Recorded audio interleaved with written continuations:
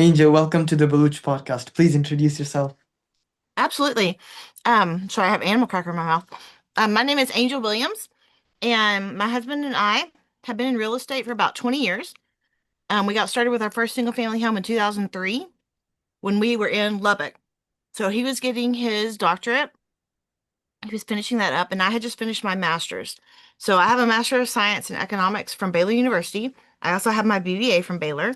And then my husband has his degrees from Texas Tech, and he's a chemical engineer. We are both full-time into real estate investing now. So he actually took his skills that he learned through chemical engineering and through computer science, and he coded all of our modeling software. So all of our underwriting spreadsheets are ours. They're proprietary. Nobody else has anything like what we have. And so that's pretty Uh, neat. We both grew up in families that invested in residential real estate. So we know it really well. We have a lot of experience in it. And that's kind of the background. Um, I'm also an educator. I taught K through 12 on and off for 18 years. So that was one of the things that spurred me to create the Academy Presents REI Rocks because it gives me a chance to continue educating people because being an educator and being a teacher is in my heart and it's who I am. And so having all of these opportunities to share education and share knowledge and share experiences is a big deal to me. And that's why I love doing this kind of stuff. okay, so the first question I have is what inspired you to get started in real estate and how did you land your first deal? Um, so like I said, I grew up with my grandparents. My grandparents were doing real estate. Um, and so getting into real estate was kind of just a natural extension. And when I think about like my family versus my husband's family, my grandmother her family did migrant farming. And so my grandmother only made it through eighth grade. So she actually wound up getting a GED, which is it's a high school equivalent diploma. And then she got an associate, or actually, no, she got her GED and then she became a librarian with the military. So she was civilian, but she became a library for the Army in their hospital system. And well, I guess it was Okay, just their system in general, but she worked in the hospital first. And then my grandfather went through the military, but like he worked his tail off for C's. Um, School was very difficult for him. And so you've got my grandmother that only made it through eighth grade, my grandfather who made it through school, but it was very hard for him to pass, like he was passing classes. And they were still successful with real estate investing. And then I have like my husband's family, who they're all very well educated, come from parents and grandparents that were well educated. And so they're in real estate too. And so really we saw this huge range of you can be successful in real estate whether you're super educated or you're not, because you learn a lot from doing. And so there's a lot of like, I guess you call it like on the job training when it comes to real estate. And so it was just really neat to see that people could be successful in it, whether they were super educated or not. yeah. So I thought that was really neat. And I don't know that it inspired me to enter into real estate, but it really made it just like when my husband and I, when he finished his doctorate and we were moving from Lubbock, we never even discussed selling that house. The only thing we ever discussed was it becoming our first rental. And Yeah. so was that inspiration? I don't know. Or was it just natural progression that your first house becomes your first rental house? I don't know. I think part of it was just the way that I was raised, what I came from, and then what he came from. And so we just did it. It was just natural for us to do it that way. And the fact that we never ever talked about selling the house, I think that's a pretty good indicator too of just it was something we felt like we were supposed to do. Okay, so like it was natural for you with your nurturing. So I'm curious, how did you transition into becoming a key principal or sponsor then? Um, so first house 23 or in 2003, I mean. Um, and then we had our first child in 2007. We had our second child in 2010, and he is profound special needs. So if you have ever been a part of a family where someone in that family has special needs, it's very expensive medically. Yeah. And so we kind of hit this point where we realized we were going to have to create more income, and create more streams of income. And so we had Anson in 2010. We had his diagnosis when he was 19 months old. So he has a really rare genetic condition. It's called Dup15q because it's literally a duplication on the 15th chromosome in the area 11 point, his is 11.19 to 13.3 Q on the long arm of the 15th chromosome. But that segment is what it's named after, Dup15q. And there were 742 cases in the world when he was diagnosed, and people really couldn't tell us much of anything. The different therapies and everything that we were doing, he's still in diapers. He's 14. 14 years of diapers. People complain about the first 2 years of life in diapers. Try it Mm. on for 14 years. It Yeah. doesn't get cheaper. It's incredibly expensive. And so as we just keep going, we're like, we got to figure something out here because insurance isn't going to always cover stuff. Currently, insurance is not covering his ABA, which is coming in at 78 or yeah, 78,000 a year right now out of our Yeah. pocket because insurance won't cover it. If it hadn't been for us getting into real estate, we couldn't even consider paying that. Yeah. So real estate investing has been huge for us. And as we realized how expensive things were going to be with him, we realized we needed to create more income. And the way that my husband found for us to do that was to get into multifamily. And so we started investing in multifamily in 2017, 2018. And then Jason decided he wanted to go active side with it. And we got our first deal in the summer of 21. Now, this is the important part. Summer of 21. We didn't close until December of 21. Mm. We went through three different teams Wow. before we finally, it was the third team that got it across the finish line. So, how did we become the lead sponsors on it? I don't want to say it was by default, Yeah. but the first team, we were going to be using somebody else as the sponsor and the key principal. Yeah. And at the end of the day, that one just didn't work out. With the second team, we were all kind of newbies, except for one lady. So she was gonna kind of be the sponsor, but we were the ones putting in the most dollars. So we were kind of leads too. That's kind of where we stepped into like key principal versus like lead sponsor. Yeah. That team imploded. By the time we got around to creating the third team, we were the lead sponsors, we were the key principals. Let's go. And that is kind of how it progressed. So over the 6 months from getting the deal under contract in the summer of 21, we progressed into lead sponsor key principal by the time that we closed in December. Yeah. Okay. So, like, what metrics do you focus on most when evaluating a deal? So the metrics are my husband's department. Okay. Um, Really what I do is I am talking to the broker Mm. and like getting to know the broker, establishing a good relationship and rapport with the broker. And then when you're starting to walk properties, you're meeting the on-site staff and you're kind of getting a feel for them and you're getting a feel for if the regional's on site, you get a feel for the regional.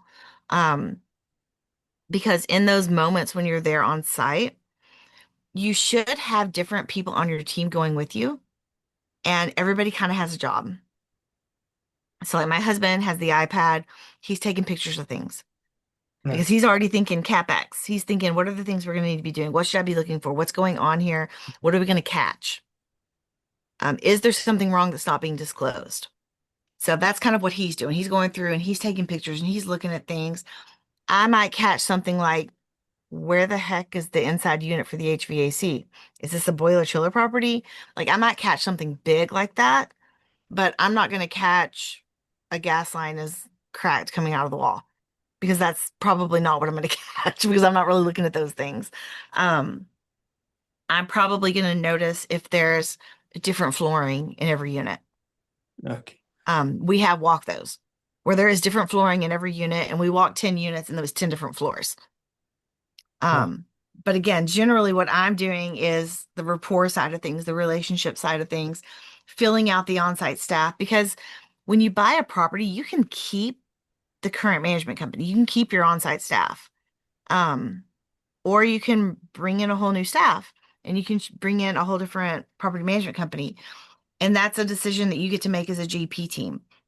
It's generally not a key principal decision or a lead sponsor decision. You have you make the decision as a team. Like it's someone may have a little bit more pull, but at the end of the day, it's really a decision the entire team makes. And what I'm doing is just deciding if we want to pursue bringing in a different property management company or if we want to try and leave the people that are currently being successful in the property there. Now, if we walk a property and it's being managed truly unsuccessfully, we're not Yeah. going to keep the on-site staff anyway, probably. We're probably going to move on and bring in our own property management company or the property management company that we use. Um, and those are things that you're going to have somebody in that role. You're going to have somebody that's looking at when you're doing your due diligence, they're looking at the leases. They're doing the lease audit. They're checking some of those numbers. And then if you can't walk every unit, which you should absolutely walk every unit, you're going to want to hire a due diligence company that can walk those units if you can't walk them all or bring them in to assist. Um, so that's kind of like the roles that we have when we're looking at a deal. Um, when some of the important metrics that have used to play a lot of role in the past was what's the equity multiple?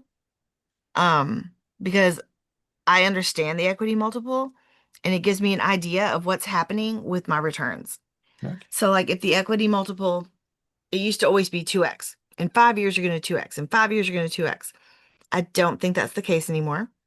I think there's still people out there that say you're going to 2x in 5 years, but I don't know how attainable that is anymore.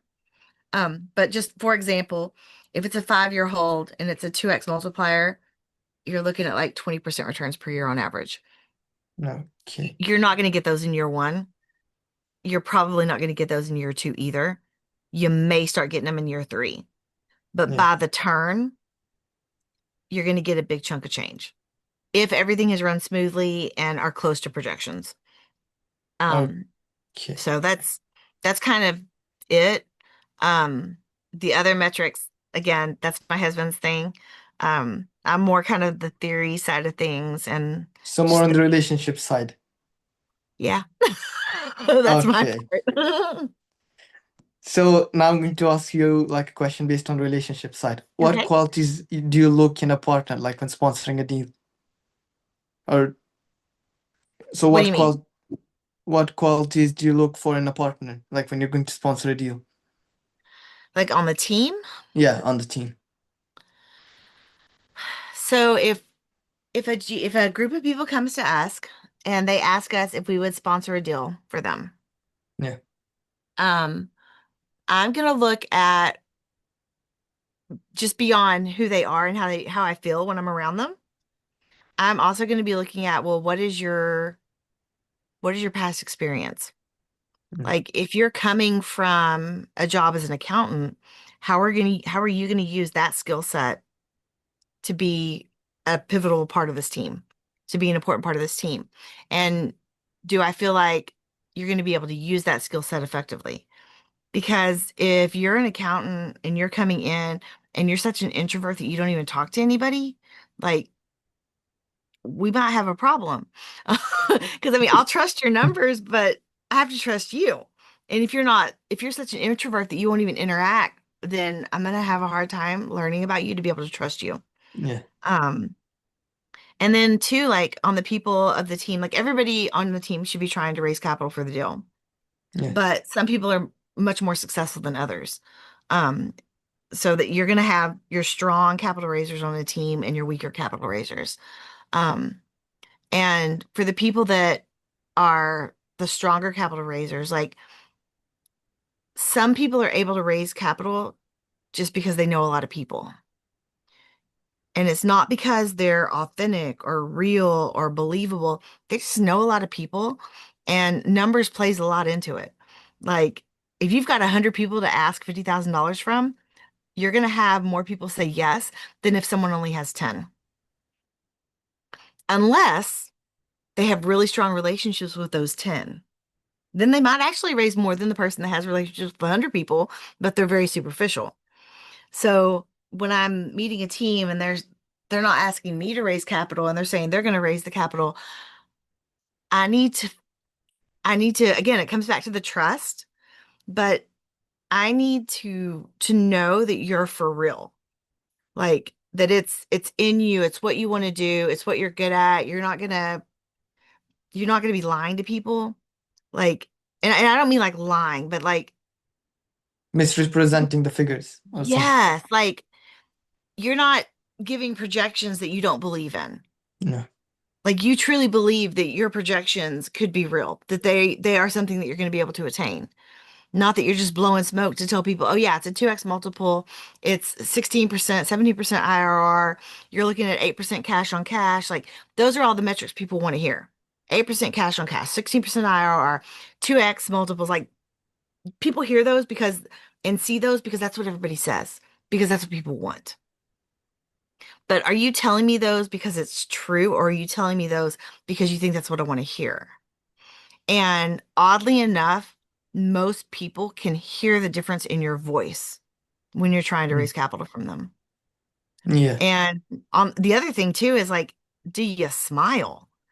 Yes. I never, ever, ever would have thought this was true, but I've talked to enough people now that I know that they can tell if I'm smiling on the other end of the phone. They don't have to see me, but they can tell if I'm smiling on the It other end depends of on the, your voice, yeah. and I never knew how important it was. So it's like if you're with somebody that they don't smile, I can't. Like I smile too much. I can't be the smiler for both of us. You have to smile too. Come on. Yeah. Like be happy. We have to be happy. We have to be truthful and dang it, you just have to be likable. Like Yeah. likable, dang it. So those are, I mean, when you're talking to people and they say, bet on the jockey, not on the horse, 100%. It's how do you fit with that particular team as to whether or not you're going to be a sponsor for them or you're going to be their key principal. It's how do you fit with them and are they going to listen to your advice? Like if you have advice, not every key principal comes into a deal with a lot of experience or a lot of advice. Yeah. Sometimes they just bring dollars. And so you kind of have to know too, like what role does the key principal want to play? What role does that lead sponsor want to play? Because if they want to be more hands off by simply providing the signature to the loan, that makes them active. So that makes them an active participant for the GP team. If they can give advice, if they have experience and they want to fulfill that role, that can be done additionally, but it's not a requirement. So when you're looking for someone to be your key principal or your sponsor, you need to ask them, like, what role do you want to play on this team? Do you want to be like an advisor, and participate in the weekly meetings? Do you want to give advice? Do you want to share your experiences? Or do you just want to sign on the loan and get distribution checks? Like, what role do you want to play? And that's something you need to ask. Okay. So the last question I have is based more on mindset. Like, what personal habits do you think have contributed the most to your success? Mhm. So many loops here. Um, so number one was finding people to surround myself with that accept my work style. So I say all that because I know that I just have down days and I may have many, many down days in a row. I may have 2 weeks straight where I do very little. And then I have 3 days where I accomplish 2 weeks worth of work in 3 days. And so the people on my team, they know that that's how I work. They accept that that's how I work. It may not always make them happy, but they know that I'm going to get it done, but I'm going to get it done with my type of work ethic. It'll get done and it'll get done well. It just may not get done when you need it to get done or when you want it to get done. Because it's, I don't want to say it's hard to pull out of a down day, but um, I'm really like, not like precise cyclical, but I follow a pattern where I'm down, I'm up, I'm doing work. I'm down, I'm up, I'm doing work. And that's just, I work in spurts. That's what Jason says. He's like, you work in spurts. Like you won't do anything. And then all of a sudden, for 3 or 4 days, you're doing, superhuman feats. Yeah. And that's just how I work. Like, I'll give an example. So you have to figure out how you work. Yes, figure out how you work and then make sure you surround people with around you that can handle the way you work. So, Yeah. like, just as an example, and this one's kind of funny, but we had Teacher Appreciation Week coming up, and it was like the week before, maybe 2 weeks before. And I've been on several different PTO organizations where we get all the meals for the teachers at that school covered for that week. And so I made that suggestion, and one of the PTO members was like, "It's too late. You can't get that done." Oh, I can't. Oh, yes. Number one, don't ever tell me I can't do something. So over the next 4 days, I got all the meals covered, so breakfast and lunch for all 5 days. And we had tea, we had lemonade, we had cookies, we had everything. There was so much food, they had food for a whole nother week. And I had Wow. it all donated. Wow. But that's because somebody told me I couldn't do it. And then I was like, oh, really? So I did the work that should have taken a month and a half in 4 days. So you Because didn't like usually them you should be provoking you, asking, kind of. yeah, usually you should be asking for those kinds of donations and things for about a month and a half in advance. Yeah, Yeah. no, I did it all in 4 days.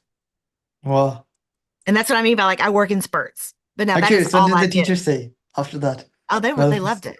But it was more the PTO. I think the PTO got a little angry. Not angry, but like hurt and upset mm, that I didn't ask them for help. But okay. when I'm in the zone, it's me. I'm not going to ask you for help. I can't get distracted. I just have to do it. And it helped that I had a VA that understood my style too. Mm, And she understood that like she couldn't give me a list of everybody I needed to follow up with, like which restaurants I needed to call back. She couldn't do that. She had to give them to me one by one. Because if I see them in a big list, I'm not going to do anything. I'm going to shut down. So I have to see them in small lists or one at a time. If you send tasks to me one at a time, I'll just do them. And like when I say superhuman, like I can take care of like every task you send me, I'll just do it. And I may do, 2 or 3 days worth of work in a few hours just because wow. you're handing it to me one at a time. But if you give them to me all at once, it's too much for me and I shut down. Yeah. Even though I could do it, if I see it all at once, I shut down. And so, like, when I say like understanding how you work personally, like what is your work style, and then surrounding yourself with people that can accept and work with that work style is huge. Wow. Because if I wasn't surrounded by people that can handle my work style, we would not be effective as a team. Yeah. And so that's all the questions from me today. Thanks for coming on the Balut podcast. Yeah, no, absolutely. Thanks for having me. Thank you.